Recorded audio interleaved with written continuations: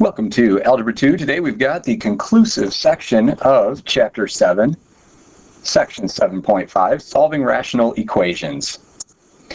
All right, we're going to have two types of rational equations. One where it's fraction equals fraction. In other words, there's only one fraction on each side of the equal sign. And this is just like a proportion that we've seen before. We're just going to cross multiply and solve. Now, the second type is if we have three or more fractions, and then we have to be mindful of adding and subtracting between these fractions that may occur. So the way we handle this is we factor everything out, find the lowest common denominator of all the fractions involved. Then we're going to multiply both sides of the equal sign by that least common denominator, and then simplify and solve. Basically, if we establish a least common denominator among all the terms, our equation is just taking place across the numerator, since multiplying both sides by the denominator would obviously cancel that out. Lastly, we're going to check solutions to make sure they don't produce a zero denominator. We want to be sure that all those values that were excluded from our domain are left out of our possible answers. All right, so our first set of problems here, you can see we've got fraction equals fraction, so we're going to solve by cross multiplication. So for number 6, when I multiply the x minus 1 denominator over with the 8 here, it's going to distribute. So I'll get 8x minus 8. And then on the other side, when I multiply this denominator, 3x minus 2, it's going to distribute a 2 into that. So I'll have 2 times 3x minus 2. And I could have distributed right there. But again, with this tablet, it's tougher to erase, so I apologize for that. We'll have 6x minus 4. Now it's just back to Algebra 1, right? Subtract 6x from both sides, add 8 to both sides, and I find that x equals 2. Now I'm not going to box that up just yet. I want to go back and see, does that x equals 2 produce a zero denominator anywhere? Well, here I'd have 6 minus 2, 4. And here I'd have 2 minus 1, 1. So, nope, we're good. Box that up. For number 10, here let's go about this one the same way. Cross multiply. I'll have negative x squared plus 27 when that negative 1 distributes, equals, then I'm going to have to FOIL here, x minus 3 times x minus 4. And if we're out of practice with FOILing or something, we can always do that as scratch work off to the side, but it's going to make x squared, I'm happy to see that, x squared and then minus 7x and then plus 12. And let's combine our like terms. I'd add x squared to both sides. That would give me 2x squared. Ooh, and I can see that there's going to be a trinomial. My x squareds didn't cancel out. I've got x terms and I've got constants. So let's go ahead and set this equal to 0. Let's subtract 27 from both sides as well. So x squared minus 7x over here, and then I had 12, but I'm subtracting away 27. That gives me a negative 15. Well, now to solve this, I'm going to have to factor it. That's not a big deal. We get negative 30. We'll multiply this to be negative 30, adds up to negative 7, negative 10, and positive 3. Let's put them over our x, or our leading coefficient of 2. And since these would produce factors, I don't need to go through all the trouble to write out the factors. These are actually my solutions, but since they're in magic number form, I need to switch the signs on them if I want to accept them as answers. So my contenders are x equals positive 5 and x equals negative 3/2. Well, let's see if either of those would make a zero denominator. If I plug in 5 here, I get 2. If I plug in 5 here, I get negative 2. Ooh, I better plug that back in. Make sure that I actually do get a true statement. So I would have negative 1 over 5 minus 3, 2. And on the right-hand side, I have 5 minus 4, 1 over 25 minus 27, negative 2. Yes, that one works. Let's try our 3/2. On the left, I have negative 1 over negative 3/2 minus 3. Well, that's negative 3 and 3/2. I'm just going to leave it like that. I'm just checking. And on the right-hand side, I would have negative 3/2 minus 4. Well, that's getting more negative. That would be negative 11/2. And then on the bottom, I would have, let's see, x squared. That would be 9/4 minus 27. Ooh, let's clean that up and make sure that everything's squared away here. This would be a positive answer on the left. I would have 1 over, that would be 9/2. And on the right, I would have negative 11/2 over 9/4 minus 108/4. This would be 2/9 on the right, dividing by fractions like multiplying by the reciprocal, and on the left, this would definitely be a negative over a negative, 11 over 2 over 9 minus 108, that's negative 99 over 4.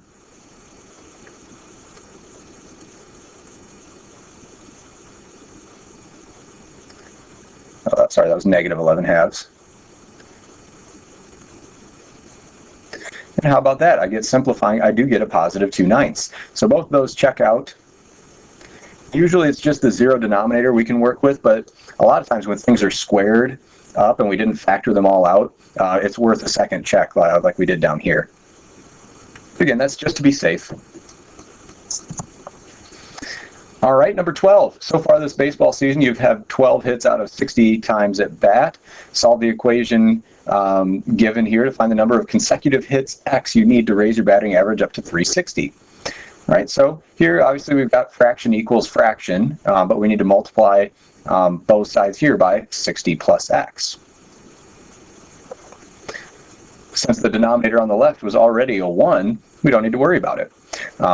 Just multiply over that denominator, we got an equation with just x's in it. So I get 0.360x plus, what is 0.36 times 60? I think it's like 2.16, but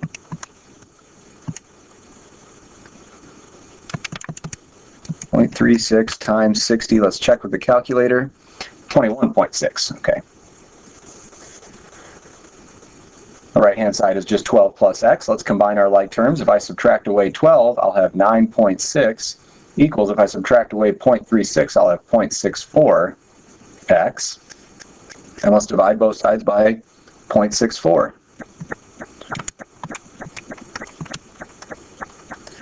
Okay, what I get is that answer is 1.5. Oh, misplaced my decimal. That doesn't seem right. 9.6 divided by 0.64. There, 15.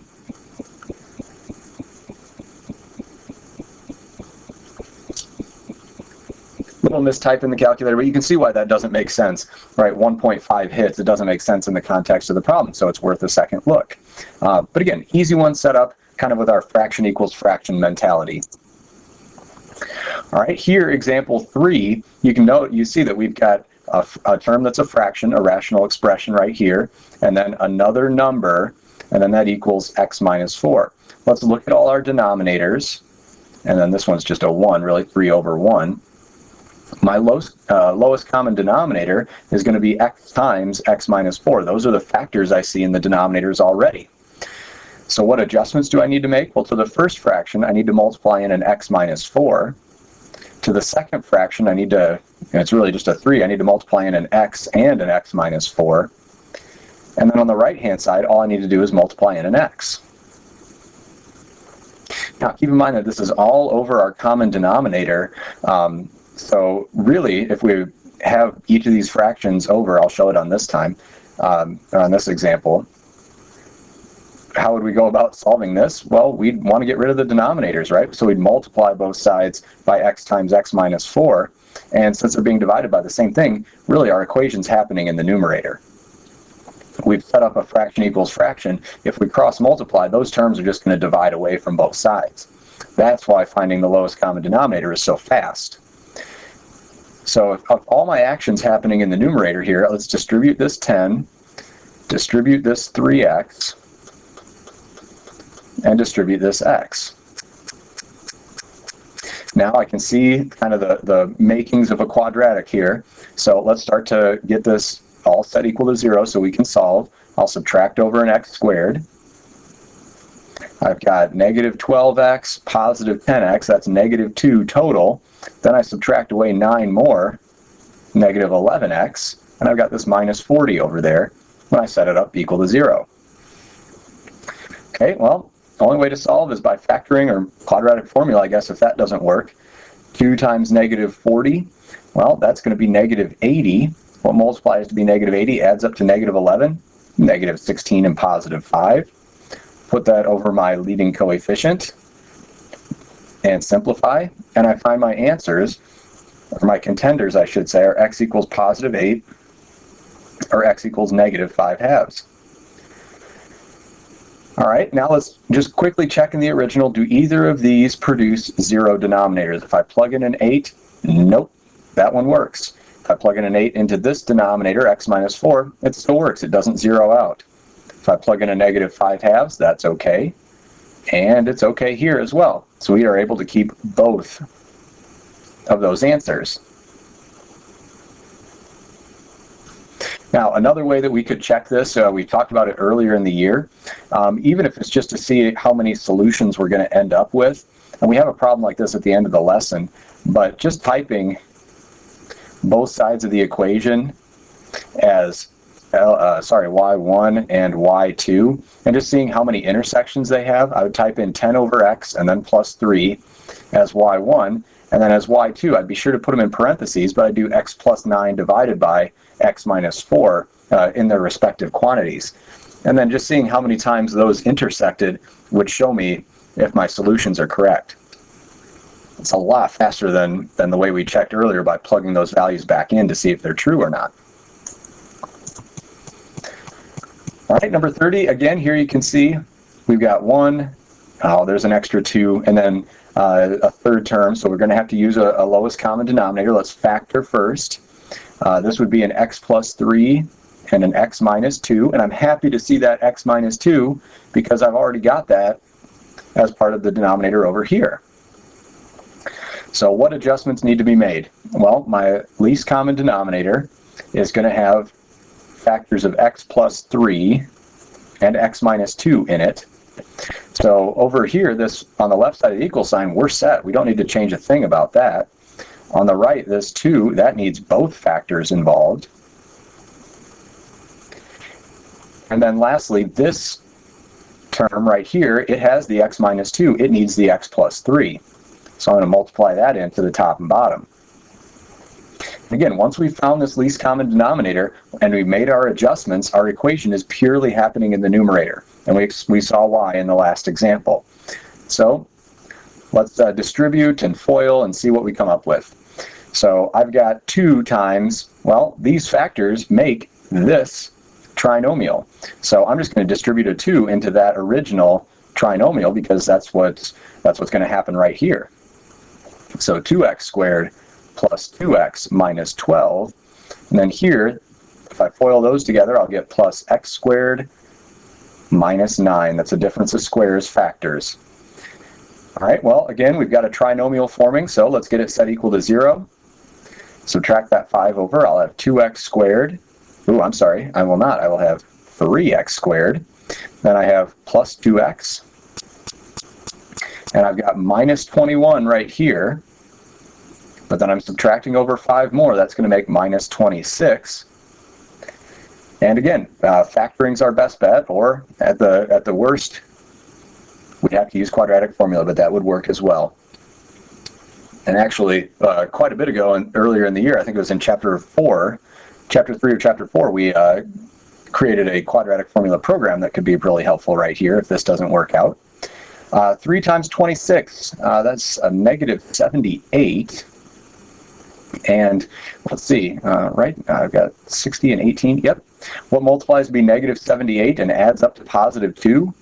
Oh boy, well, I know I could have 39 and 2, and I'm trying to avoid using the calculator as much as possible here. If I borrow a 3 here, I would have 13 and 6, still not quite there.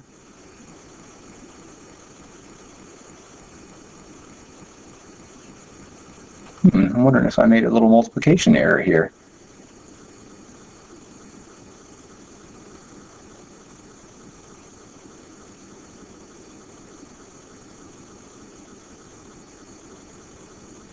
I'm not seeing one.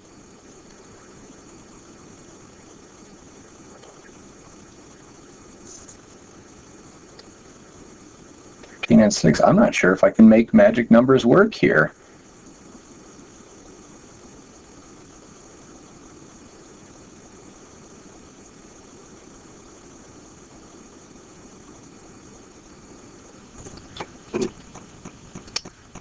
Well, if it's not factorable, let's just go to quadratic formula then. We gotta scrap this. That's always a possibility. Well, x is going to equal the opposite of b plus or minus the square root of b squared minus 4 times a times c. Well, that's going to be plus, because my c term is negative. 4 times 3 times 26. Oh boy.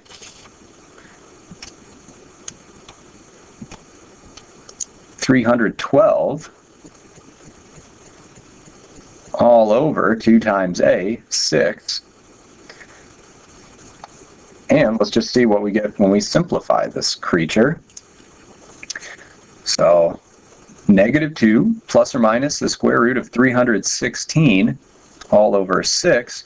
Well, I wonder if I can't simplify this radical. This is turning into a beast of a problem, but that's not really any huge concern of ours.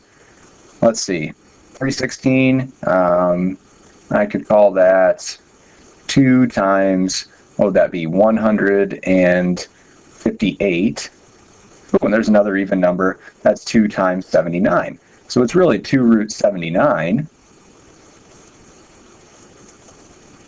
Negative 2 plus or minus 2 root 79 all over 6.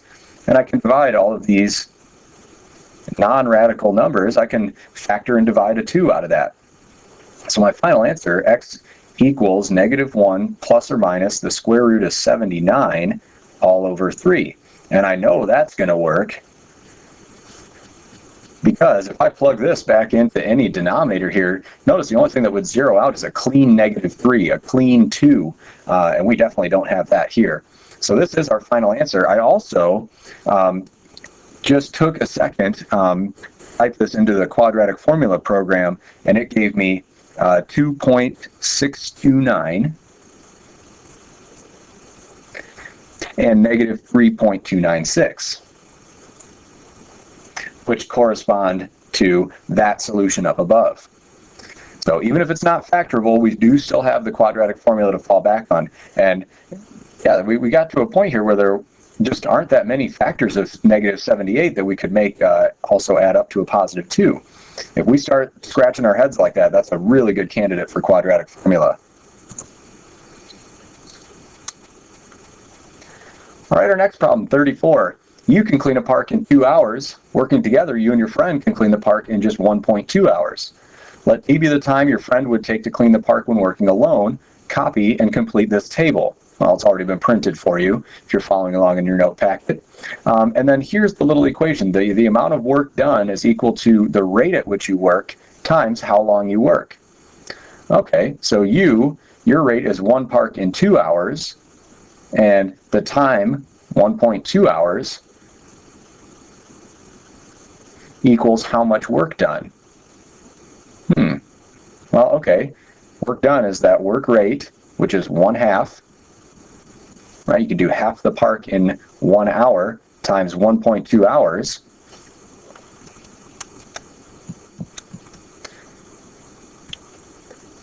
That's 0.6 of the park. All right, so if that's how much of the park you've cleaned, that means your friend cleaned 0.4 of the park.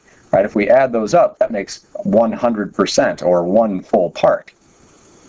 Okay, well now let's work our way backwards to find out how much work your friend has done. Okay, so now this work done, this 0.4, is equal to whatever work rate the partner has, your friend. Okay, and then times the 1.2 hours. So I just need to divide away the 1.2 hours from both sides, and I'll find out what the work rate of the partner is. And we can tell it should be something less than our 1/2. So 0.4 divided by 1.2 gives me 0.3 repeating, or 1 park in 3 hours.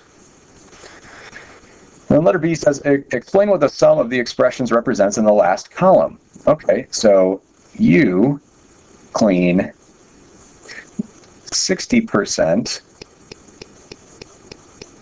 of the park in 1.2 hours. Friend cleans 40% of the park.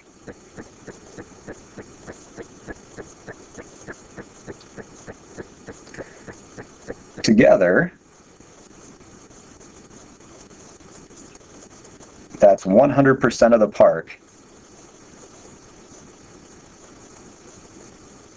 in those 1.2 hours. And I really apologize for my handwriting. It's not as easy on this tablet as it is on my smartboard.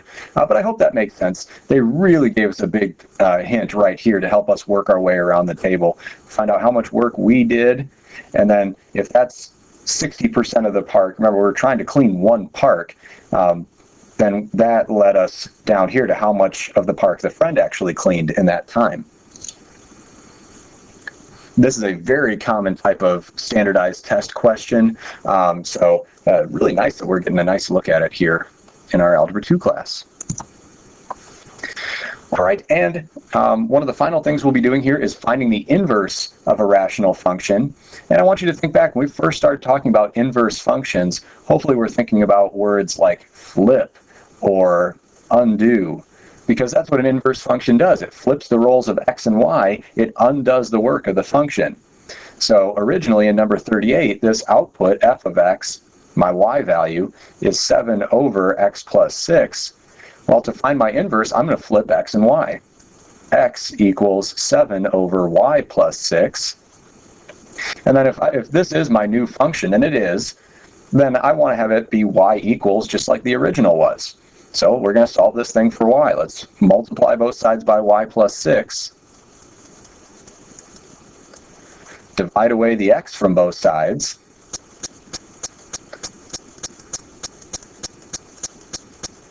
And then subtract 6. So my inverse, and let's write that as f inverse x, is the result, y equals 7 over x minus 6. There's our inverse function. All right, let's try 54. This one, it seems like it would be a lot more complicated because of multiple x's, and yeah, it's a little bit more involved, but really it is the same situation. Remember, this is the same thing as y. If I flip the roles of x and y, well, here there were places for 2 inputs. That means in my inverse, those are going to be places for 2 outputs. Quite literally, just swap those x's out with y's.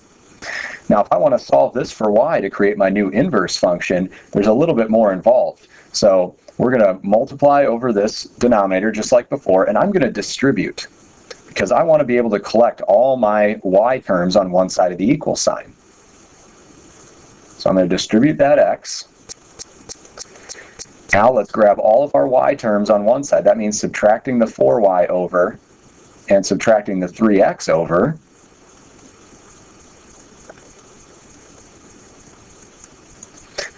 Now I can take a greatest common factor of y out.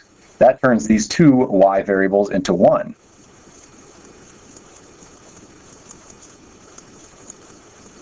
And then lastly, let's divide away the 2x minus 4 quantity that's multiplied onto our y. So this is our inverse function. And I'm going to factor out a negative out front. We talked about that before. Often the textbook will do this. It just makes a cleaner answer. But note that this is a totally functional inverse function as it is right here. And I would not take off points for not factoring out that negative. It just does make a cleaner looking answer. Okay, and our very last trick here is we're going to use the calculator to solve f of x equals g of x. And let's just see, you know, I want to be able to tell, is there some way I could do this algebraically?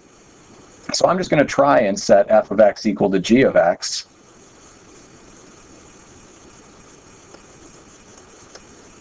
And it looks like if I multiply both sides of this equation, multiply everything by x, I will get 2 plus x equals x cubed plus x. That would be x cubed minus 2 equals 0 if I get it set equal to 0. So let's see. Since there's only one x term, let's add that 2 back over to the other side. I mistakenly set that equal to 0. I can't factor that. So x equals, it looks like, the cubed root of 2. Remember, there's no plus or minus when we take a cubed root. And cubed root of 2 is not going to mess up my only denominator right there. Let's just quickly see what the cubed root of 2 is in a calculator so we can check it with our life hack. Okay, this says 1.26 about.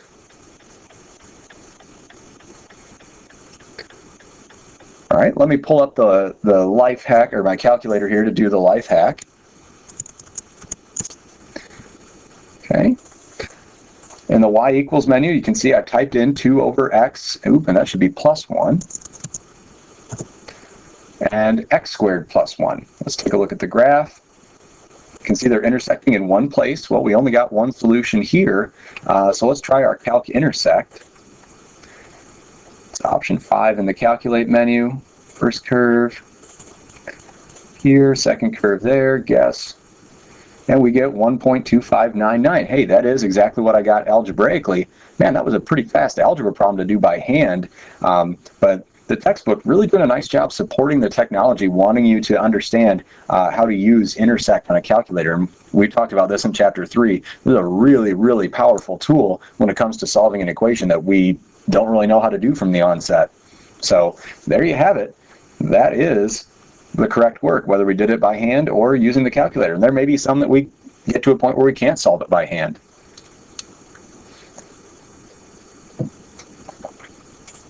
All right. Here's a look at your assignment for this section.